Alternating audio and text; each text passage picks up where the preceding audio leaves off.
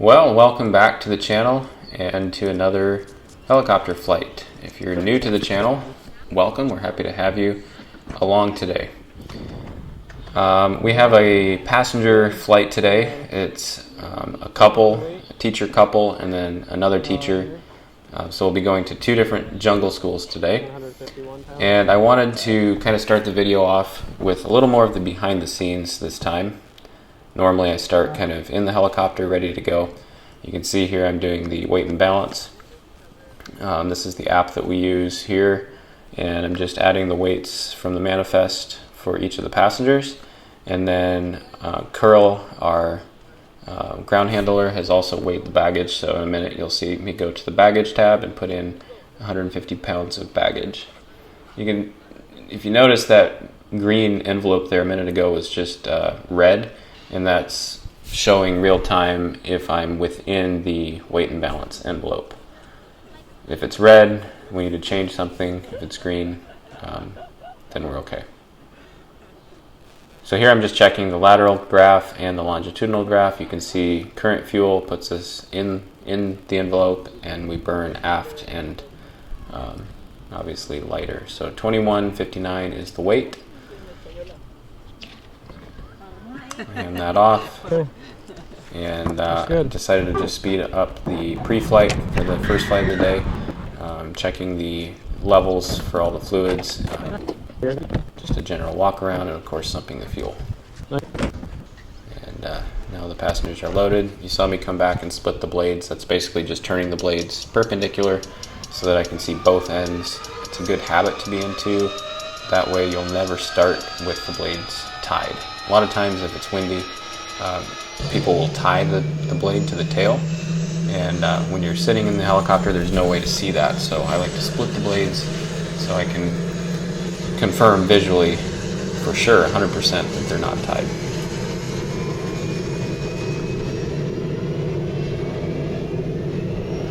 Decided to speed up the start here. You guys have seen that before.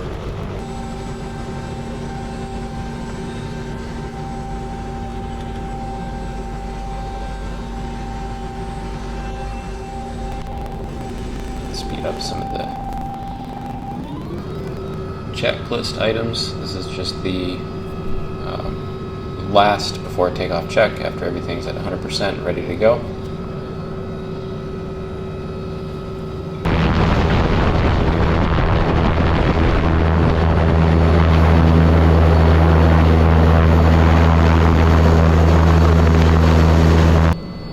The wind hasn't picked up. It's early enough in the day. It's still pretty calm. Later in this same day we did have another flight, and it was quite a bit more windy.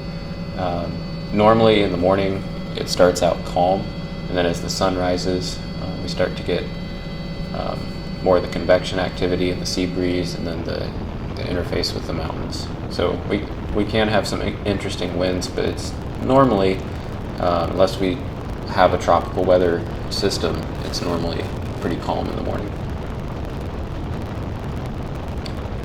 So we're headed to Bong Bong today. You can see on the left those two white buildings, and this is the school that is the furthest back here for what we're doing here at Thomas. And there's actually two ways to approach this LZ. I could just turn left and approach straight in with the tail facing the opening of the valley. Normally though, the wind comes, obviously up through the valley, and so that would be more of a tailwind. With the winds slightly picking up today, I decided to go around behind. So there's kind of a ridge here. You can see we're just kind of arriving there now, and I like to have a stable approach by then, which means a loaded disc. You can see that torque is right on up there. A loaded disc and a descent rate with not greater than 300 feet per minute, and obviously slow and controlled. There's not a whole lot of outs here if I did have settling with power or LTE.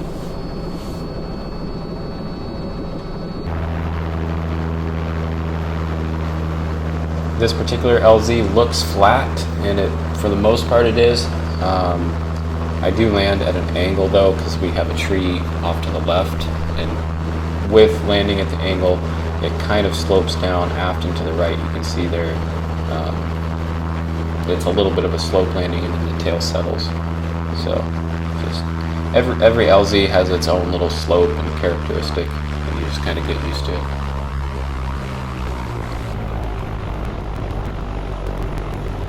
This is Nikki and William. They are a couple that is teaching up here in Bong Bong. So they have their weekly supplies, and they'll spend the week up here. So our next destination is Kusuan.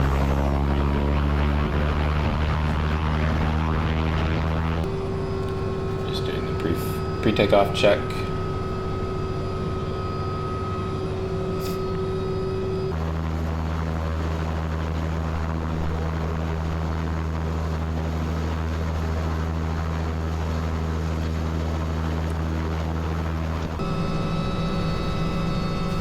So I will admit, the two schools have similar names, Kusuan and Kabulakan. For some reason I had Kabulakan in my head, which is to the right, kind of over that ridge, so I kind of started in that direction and clarified with the dispatcher that I actually needed to go to Kusuan.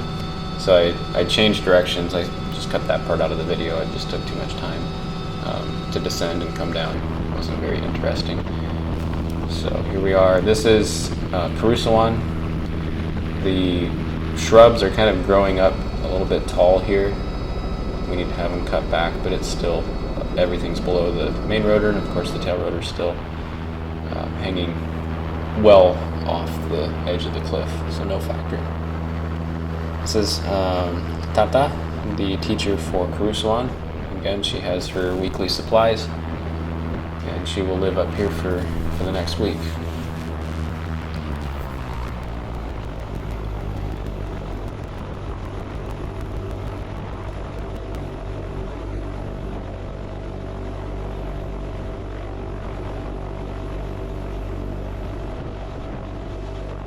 Alright, mission accomplished. And I just, again, cut straight to takeoff here, and now we're headed back to base.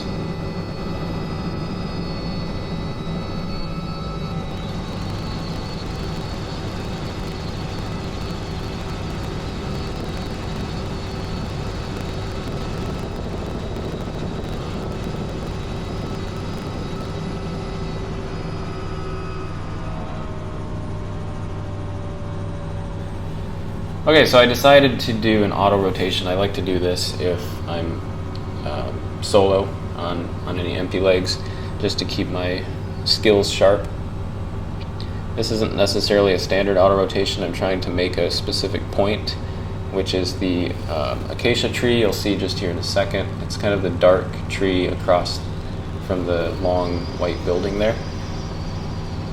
And so what I did initially was just drop down and slide over, so I had more of a run to get speed. You can see the speed's coming up there on the indicator. It didn't come up as high, it didn't come up to 50 or 60 because I did have it in a slip, but we were probably doing about double what it indicated there. It just takes 5 or 10 seconds for it to catch up. Okay, successful auto, and now we're headed back in, and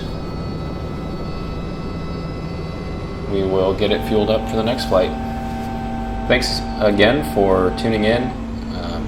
If you like the video, please give us a thumbs up and subscribe if you're not already. See you next time.